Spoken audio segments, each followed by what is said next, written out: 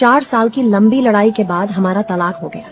तलाक के कागज लिए मैं कोर्ट से बाहर आई तो देखा मेरे पति कोर्ट के सामने लगे एक चाय के ठेले के पास अकेले बैठे हुए थे। पता नहीं क्यों मैं भी उनके बगल में जाकर बैठ गई।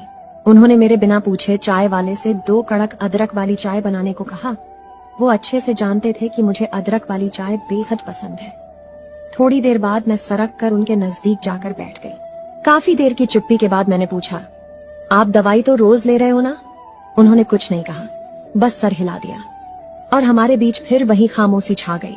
थोड़ी देर बाद वह स्वयं बोले कि डॉक्टर ने कहा है कि अब मेरे पास ज्यादा से ज्यादा 1 साल बचा है। अगले हफ्ते से मुझे कीमो के लिए बुलाया है। उनके यह शब्द सुनकर मैं कुछ पल के लिए मानो कोमा में चली गई। उन्होंने कहा, कोर्ट ने मुझे तुमको 8 लाख रुपए देने कहा है। अभी तो मेरे पास नहीं है। तुम रोहिणी वाला फ्लैट ले लो और सोने के जेवर भी तुम ही रख लेना। बिट्टो की शादी में काम आएंगे। मैं अपना घर भी तुम्हारे नाम कर दूंगा।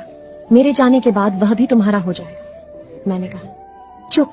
अब अगर एक भी शब्द कहा, मैं आपको कहीं छोड़कर नहीं जाने वाली। आप समझते क्या हैं, सब आपके ही मन का होगा। और जोर जोर से रोने लगी। मेरे आंसू देखकर मेरे पति भी फूट फूट कर रोने लगे और कहने लगे, मुझे अकेले छोड़कर मत जाओ, मैं अभी मरना नहीं चाहता। पति के आंसू देखकर मैंने उन्हें गले से लगा लिया और मैं कोर्ट से ही सीधे अपने ससुराल आ गई।